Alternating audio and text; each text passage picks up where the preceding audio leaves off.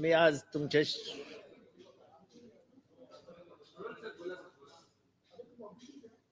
कालच्या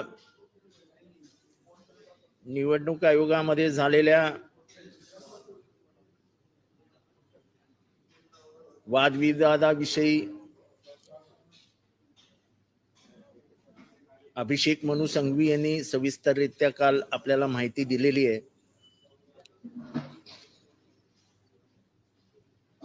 खास काही मुद्दे मांडले गेले नाहीत.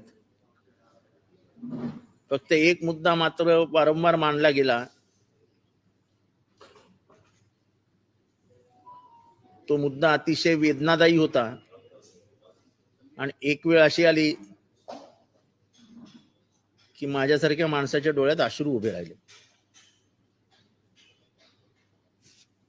मी कालपर्यंत ह्या गोष्टीवर विश्वास ठेवायचो की या सगळ्यांचं दैवत खरं तर पवार साहेबच आहेत, पण राजकीय कारणांसाठी बाजूला गेले. पण काल जेव्हा त्यांचा वकील म्हणाला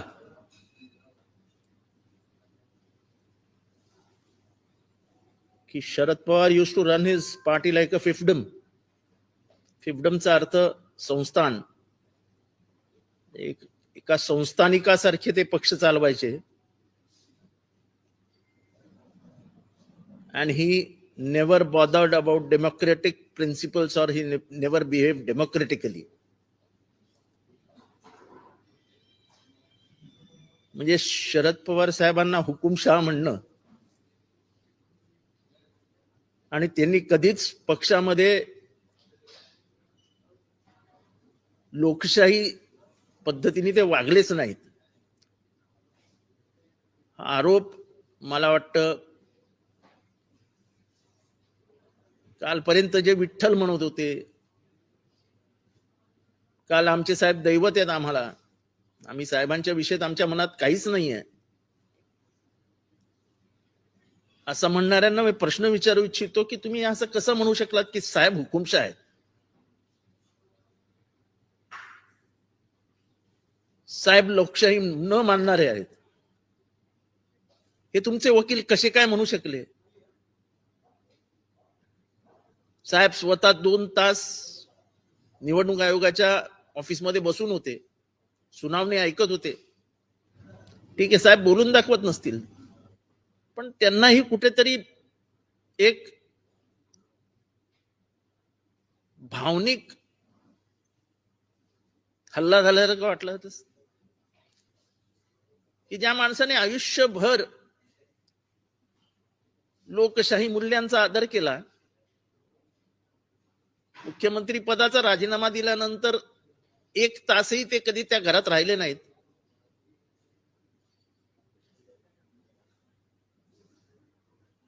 ज्यांनी पक्ष स्थापन केल्यानंतर सगळ्यांना विविध तऱ्हेच्या संध्या मिळाल्या, 18.5 वर्ष लोक मंत्री राहिले आणि तीच लोक म्हणतात की शरद पवारांना कधी पक्षात लोकशाही ठेवलीच नाही, लोकशाहीप्रमाणे कामच केलं नाही, एकाधिकारशाही सारखे वागले.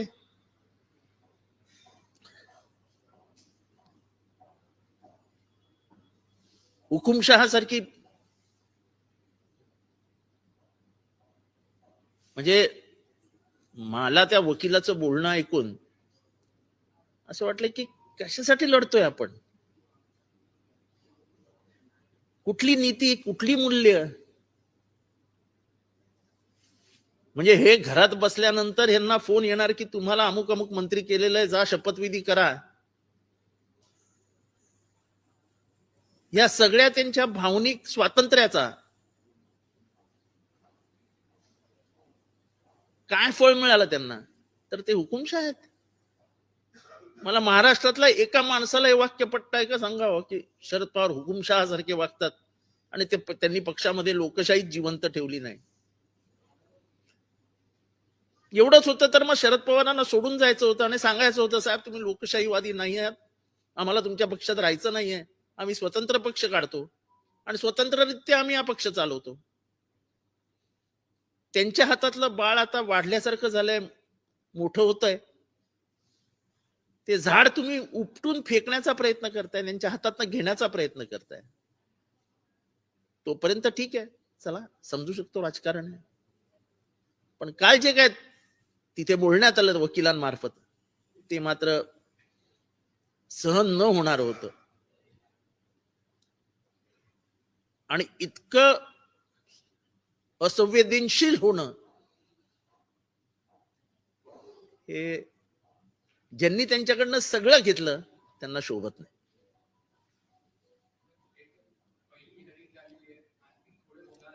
अजून खूप हिअरिंग होतील. हे काय पहिल्या हिअरिंग मध्ये किंवा 2 हिअरिंग मध्ये संपणारं प्रकरण नाहीये. अजून खूप हिअरिंग होतील. पण तुम्ही शरद पवारांना इलेक्शन कमिशनच्या दारावर नेलत, त्यांना तिथे बसायला लावलं, तुमच्या वकिलांनी त्यांच्या समोर हे सगळे उद्गार काढले. तुमच्या मनाला स्वतःला रात्री हेच उत्तर शोधावं लागेल आपण काय करून बसलो आहोत.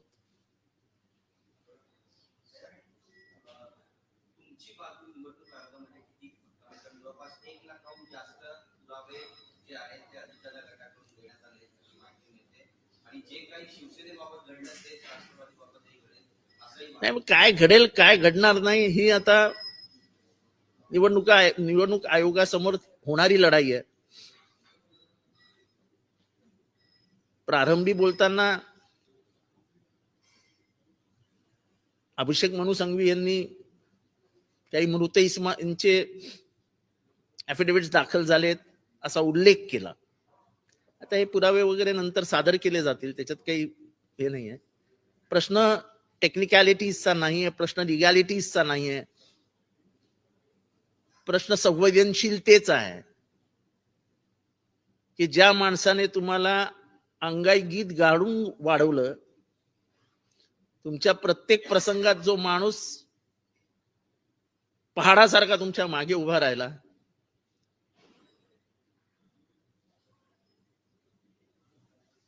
केवळ राजकीय लढाई जिंकण्यासाठी तुम्ही त्यांच्या बाबतीत असे शब्द वापरले की ते कोणालाही सहन होणार नाहीत. He was running the party like a personal fiefdom हा शब्दच मुळे शरद पवारांच्या एकूण चारित्र्याविषयी विरोधाभास निर्माण करणार आहे. शरद पवार साहेबांनी आयुष्यात कधी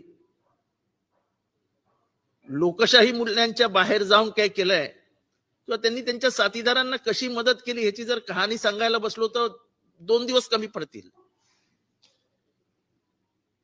प्रत्येकाच्या जीवनामध्ये आलेल्या प्रसंगांना राजकारण सोडून सुद्धा मदत करणारे शरद पवार आहेत.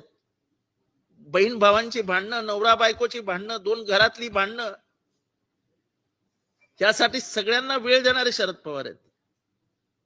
महाराष्ट्रातले अनेक व्यापारी कुटुंब आहेत की त्यांच्या घरामध्ये काही वादावाद झाल्यानंतर तह करण्यासाठी शरद पवारांनी निवडलं जातं. कधीच कोणाबद्दल पर्सनल द्वेष नावाची गोष्टच नाही.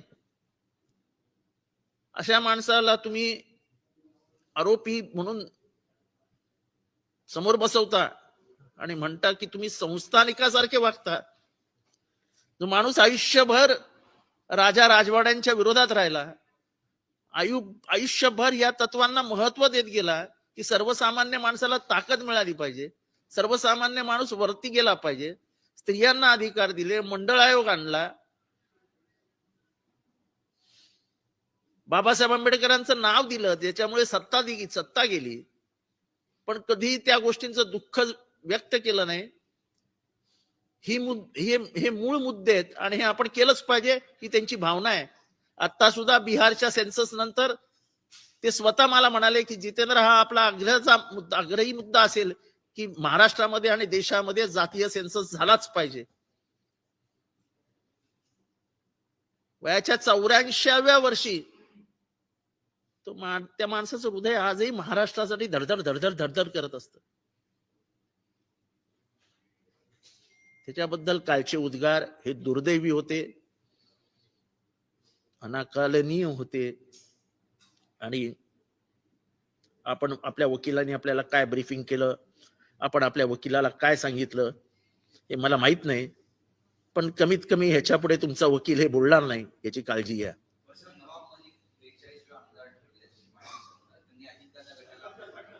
नाही, मला मला या सध्या सगळ्याबद्दल मला आता कोण कोणाच्या गटात आणि कोण कोणाला पाठिंबा देतं आता हे दूरची गोष्ट आहे. ऑलरेडी सुनावणी सुरू झालेली आहे. आता कोण कोणाकडे याच्यावर काही चर्चा करण्यात अर्थ नाही.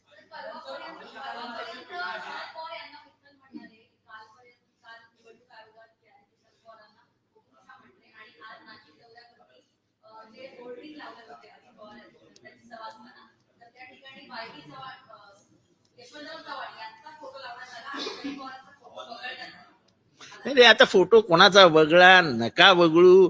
आता तुम्ही त्यांना विठ्ठल म्हणा, गणपती म्हणा, शंकर म्हणा, महादेव म्हणा, महाकालेश्वर म्हणा, काही म्हणा. तुमच्या मनातले शब्द इलेक्शन कमिशन समोर आले. तुमचा वकील जेव्हा बोलतो तो वकील त्याला जे ब्रीफ केलं जातं ते बोलतो. त्याला तुम्ही ब्रीफ केलं ना की हुकूम कधी काय मानलंच नाही, त्यांनी निवडणुका घेतल्याच नाहीत, राज्याच्या निवडणुका घेतल्याच नाही, हे घेतलं नाही, ते घेतलं नाही, कधी कुठल्या जिल्ह्याच्या निवडणुका घेतल्या नाही, कधी राष्ट्रामध्ये हे केलं नाही. ह्याच्या आधी पण बोलले ना, विदर्भामध्ये पक्ष वाढू दिला नाही, आम्हाला कधी स्वातंत्र्यच मिळालं नाही.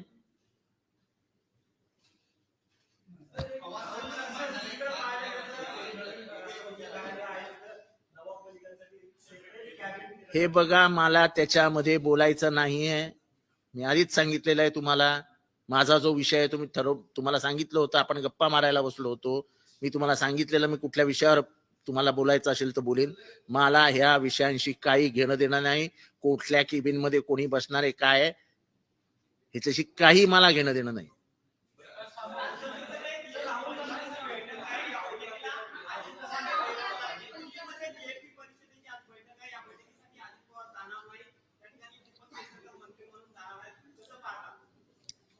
मला काय करायचंय,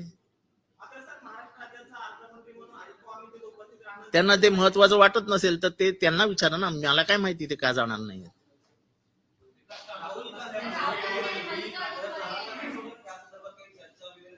काय इन्फॉर्मल डिस्कशन होतं, काहीही चर्चा झाली नाही. आणि एवढं महत्वाचं डिस्कशन असतं तर कदाचित त्या बैठकीत मी नसतो. मी ज्या अर्थी तिथे होतो त्या ते इन्फॉर्मल डिस्कशन झालं. मला ते शेतकरी कांदा मारतायत का बटाटा मारतायत का काय मारतायत त्याच्याशी काही मला माहिती नाही. मी सकाळपासून काही वाचलेलं नाही, ऐकलेलं नाही. मी डायरेक्ट घरातनं निघालो.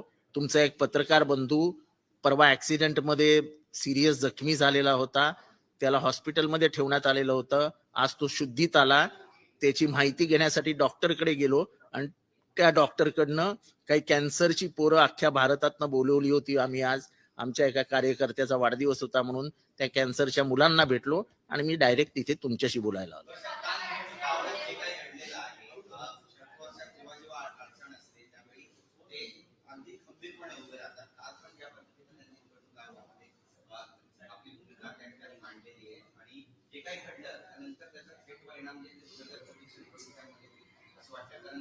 नाही नाही, मला निवडणुका वगैरे दूर राहिले हो. निवडणुका हरू जिंकू, सत्ता येते जाते, पण तुम्ही शरद पवारांना एक संस्थानिक, एक हुकुमशाह जो लोकशाही मानतच नाही असं म्हणण्याची हिंमत कशी दाखवू शकता.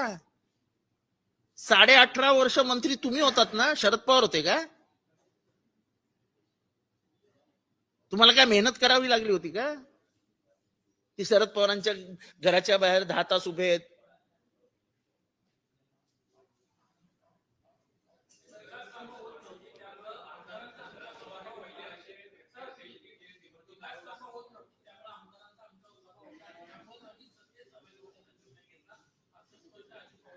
पण आम्ही त्याच्याबद्दल माझं काही म्हणणंच नाही. आता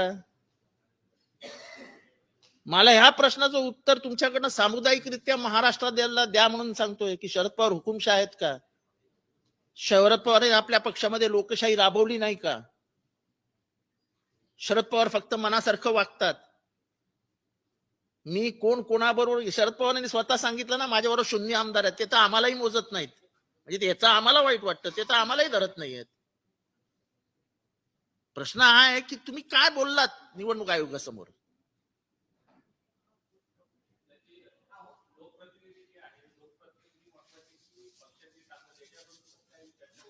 असं आहे की ते जे मांडतायत ते त्यांच्याकडे मांडायला मुद्दे कमी असल्यामुळे ते ऑर्गनायझेशनल सपोर्ट ह्याच्यावर बोलायलाच तयार नाहीत.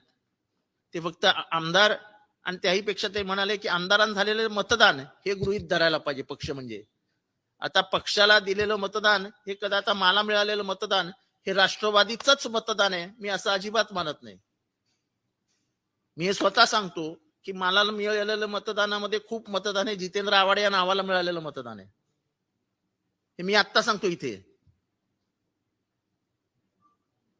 त्यामुळे मिळालेल्या मतदानाच्या जीवावरती पक्ष ठरवावेत असं जर झालं तर मग भलंच झालं. मग जे हरले त्यांना लोकांनी मतदान केलं ते काही वेडे होते? जर तुम्हाला ते शाणे वाटतात जे तुम्हाला निवडून आणतात निवडून आलात म्हणजे पराभूत झाले, त्या लोकांना काहीच किंमत नाही लोकशाहीमध्ये. आमचा युक्तिवाद अजून झालेलाच नाही साहेब.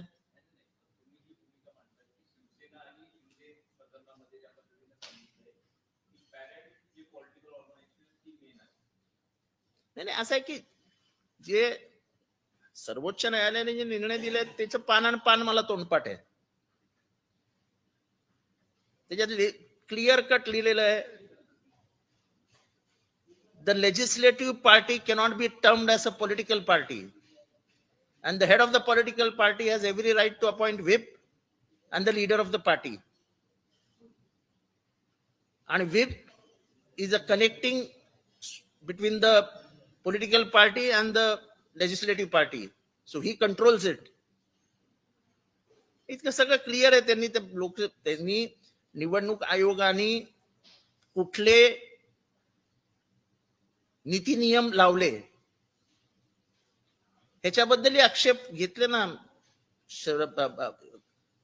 Subhash Desai versus government of Maharashtra मध्ये त्यांनी नोंदवलेल्या आहेत ना, आपल्या नोंदी दिलेल्या आहेत तिथे.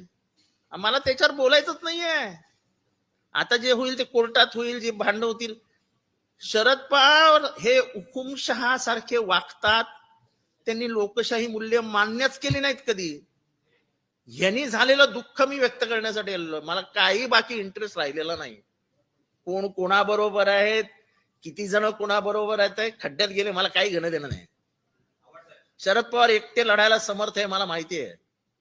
वयाच्या 84व्या वर्षी पक्षावर झालेल्या हल्ल्याला उत्तर दिला माणूस सेनापती सारखा समोर चालत जातो.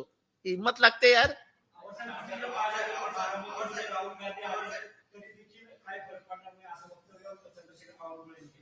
काय बारामतीमध्ये राहुल गांधी आले तरी देखील काही फरक पडणार नाही असं वक्तव्य चंद्रशेखर बावनकुळे. त्यांना तिकिटाचं स्वतःच बघायला सांगा.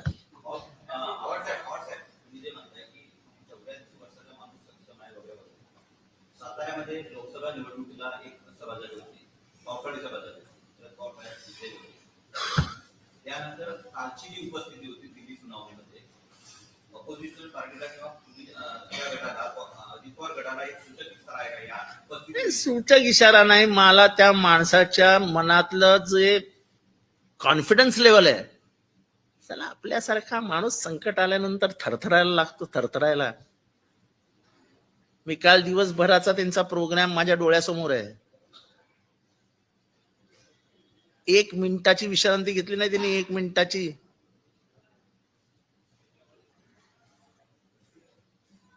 म्हणजे 84 वर्षांच्या म्हाताऱ्याच्या, सॉरी मी म्हातारा म्हणतोय, पण 84 वर्षाच्या या तरुण योद्ध्याच्या अंगामध्ये जी काही शक्ती आहे, म्हणजे ते सबकॉन्शियस लेवलला जे त्यांचं लढण्याची मानसिकता आहे ही अतुलनीय आहे.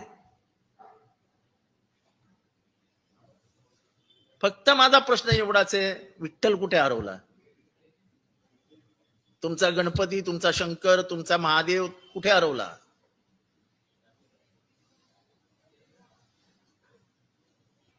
लढाई जिंकायचीच होती तर त्यांच्यावरती हे घाणेरडे आरोप कशाला करायचे होते? बस माझं एवढंच म्हणणं आहे, बाकी मला काही त्याच्यात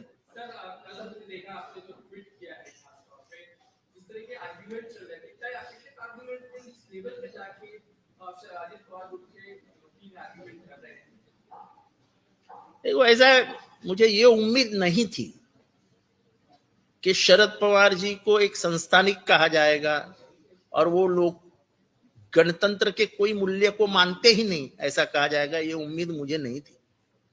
क्योंकि जिन्होंने 30-30, 40-40 साल पवार साहब के साथ निकाले हैं और जो सबसे नजदीक थे, हम लोग तो बहुत दूरी पे थे, ये जो 8 जन बैठे हैं मंत्रिमंडल में वो तो सबसे नजदीक थे। कोई डिसीजन पिछले 30 साल में हुआ ही नहीं इनके सिवाय। बिना भुजबल जी को पूछे, बिना प्रफुल्ल पटेल जी को पूछे, बिना अजित पवार जी को पूछे कोई निर्णय पक्ष में गवर्नमेंट में हुआ ही नहीं।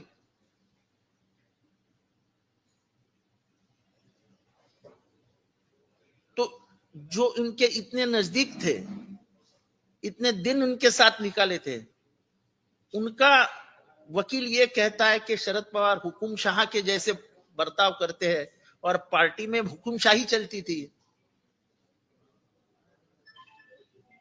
He ran the party like his personal fiefdom. फिफ्डम इस शब्द का अर्थ निकालो। ये फिफ्डम ये शब्द का इस्तेमाल किया गया, ये फिफ्डम का आप अर्थ निकालो, फिर आपको समझेगा मेरे दिल का दर्द क्या है।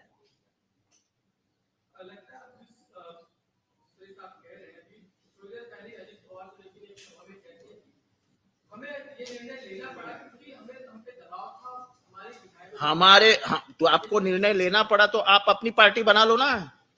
जिस पौधे को शरद पवार जी ने लगाया, जिसको सींचा, जिसको बड़ा किया, जिसके फल आपने खाए, आपको अगर मंजूर नहीं था तो आप बाजू में होके एक अपनी पार्टी निकालो ना, कौन रोकेगा तुमको।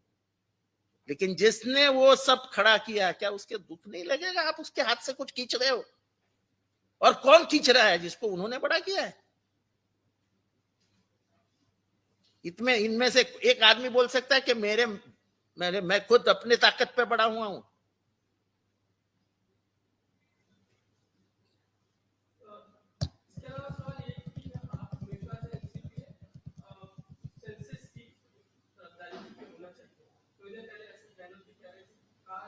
देखो, कल मेरी जो पवार साहब से बात हुई और उन्होंने जो लगातार पॉलिटिकल बातें की है, उसमें उनकी भूमिका वो बोलेंगे शायद, लेकिन बिहार का सेंसस उनको दिल को छू गया है और उनका कहना है कि पिछड़ों को हम कितने दिन पिछड़े रखेंगे, ओबीसी को कितने दिन हम समाज के बाहर रखेंगे। उनको अपना अधिकार मिलना चाहिए और पूरे देश में ही सेंसस होना चाहिए।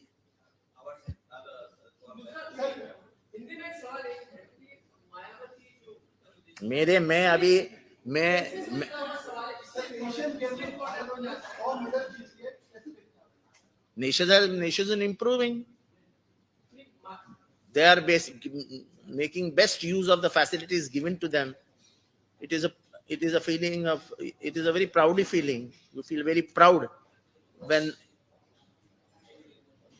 the members of the sports fraternity go and perform and earn medals, get medals, and हमारा सर ऊंचा हो जाता है।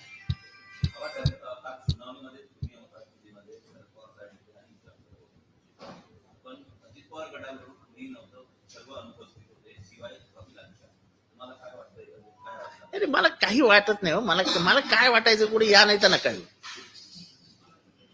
त्याच्याने मला काय फरक पडतो। प्रश्न एवढाच आहे, तुमचा वकील तुम्हाला विचारल्याशिवाय बोलतो का?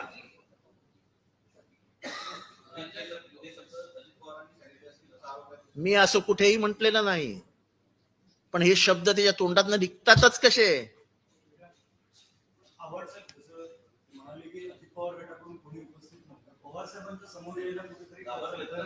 मला त्याच्याशी काही घेणं देणं नाही,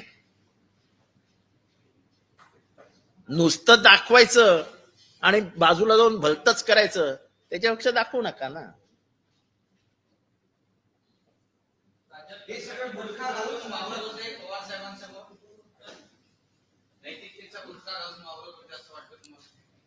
नैतिकता राहिली कुठे असं कालपासून मला वाटायला लागलं।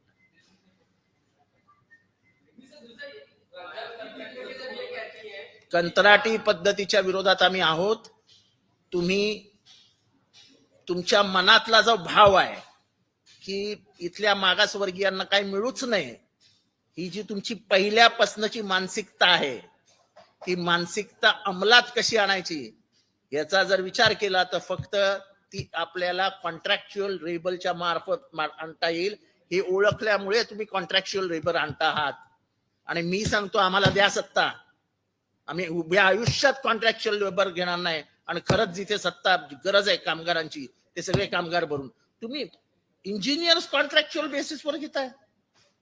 म्हणजे उद्या एखादा ब्रिज पडला त्याची रिस्पॉन्सिबिलिटी कशी फिक्स करणार तुम्ही? कुठल्याही शासकीय कामामध्ये रिस्पॉन्सिबिलिटी फिक्स करावी लागते की नाही? आता हॉस्पिटलमध्ये मरतायत, उद्या जर कॉन्ट्रॅक्टचे डॉक्टर असतील तर कोणावर रिस्पॉन्सिबिलिटी फिक्स करणार तुम्ही? आणि तुम्ही फक्त वाकोड्याला सस्पेंड करता नांदेडच्या, आणि मग ठाण्यामध्ये झालं त्याला का नाही सस्पेंड केलं आजपर्यंत? का वाकोडे गरीब आहे म्हणून? वाकोडे मागासवर्गीय आहे म्हणून? हे काय लोकांना समजत नाही असं वाटतं का तुम्हाला? बाकीच्या डीन्सला का नाही सस्पेंड केले जिथे जे जे मृत्यू झाले तिथे तिथे? आमच्या ठाण्यामध्ये पहिल्यांदा झाला, 4 दिवस मी बोंबाबोंब करत होतो. ऑर्थोपेडिक सर्जन तुम्ही डीन म्हणून ठेवला होता, ऑर्थोपेडिक सर्जन. काय वाटलं नाही तुम्हाला तेव्हा? आणि तुम्ही वाकोडेला सस्पेंड करून टाकता.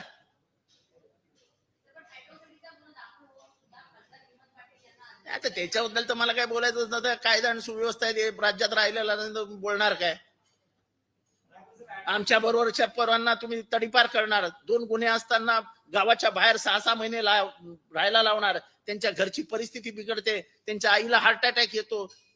का? तर फक्त ते तुमचे राजकीय विरोधक आहेत म्हणून तुम्ही त्यांना तडीपारीच्या नोटीस देत असतात. पोलीस तर गुलामासारखेच वागतात. 2 गुन्ह्यांवर कधी कोणी तडीपारी केली आहे काय?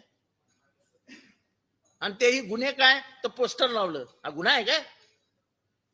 काय बोलायचं? ठीक आहे, जाऊ द्या. मला जेवढं बोलायचं होतं तेवढं बोललं. जय जय महाराष्ट्र.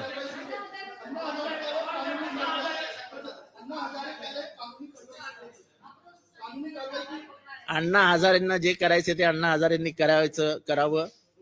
मला जे करायचं होतं मी केलं. 9.5 वर्षानंतर त्यांना जाग आली, हे माझं यश आहे. वो मुझे कोर्ट में खींचे, कहीं पे भी खींचे, मुझे कोई फर्क नहीं पड़ता, मैं लड़ूंगा. पर मुझे खुशी इस बात की है कि 9.5 साल के बाद मेरे एक ट्वीट ने उनको नींद में से उठा दिया.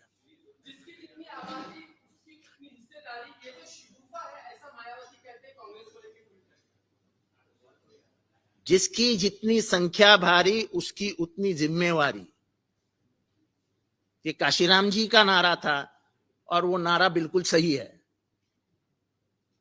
अगर 85% पॉपुलेशन बिहार में बैकवर्ड क्लास है तो हम क्यों ना हमारा अधिकार मांगे? हमारा अधिकार है. शिक्षण में हमें अधिकार मिलना चाहिए, हमें काम में हमारा अधिकार मिलना चाहिए. हमको 50 में समेट के हमको दबोचा क्यों जाता है? नहीं, मेरे को मायावती जी क्या करती, बड़ी बड़ी नेता है भाई. हम कहा, हम अपने उसूलों पे, अपने पिछड़ों के प्यार के लिए लड़ते रहते हैं. उसका फायदा मुझे तो कोई है नहीं. ना मेरा बेटा है ना मेरी बेटी है, सब पढ़ के लिख के सब हो गया, अभी कुछ लेना देना नहीं है रिजर्वेशन से. लेकिन जो बच्चे मेरे आंखों के सामने दिखते कि जो अभी खासगीकरण जो हो रहा है स्कूलों का, उससे उससे वो जिंदगी में पढ़ाई नहीं कर सकेंगे. इस देश में एक नया वर्ग तैयार होगा जो अशिक्षितों का रहेगा और शिक्षित लोगों का रहेगा, अमीरों का रहेगा और गरीबों का रहेगा.